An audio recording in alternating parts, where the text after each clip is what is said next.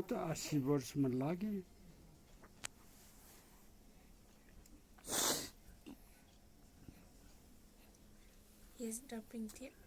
आँखा देखे त म बुधबारे कति पुगेर आउँ।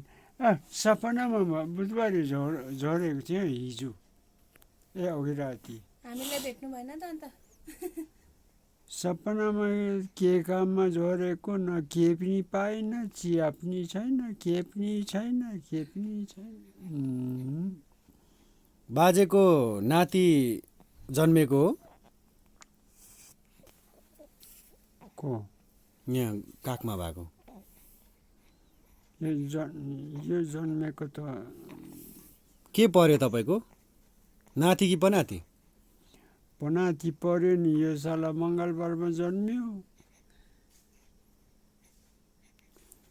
म जन्मेँ मङ्गलबारमा। बाजेलाई पनाति जन्मिँदा कति खुसी लाग्छ? खुसी त लाग्छ नि। नातिले मलाई खेच्छ, म रुखमा चढिहाल्छु। म चैते बान्दर हो, यो कात्तिके कुकुर, यसले भुक्छ नि। खङ्की खङ गर्छ रुखको फेदमा, म रुखमाथि चढ्नु पर्छ, भाग्नु त पर्यो नि। बाजे यसरी पनाति देख्नु पाउँदाखेरि कतिको खुसी लाग्दो रहेछ? कस्तो अनुभव हुँदो रहेछ?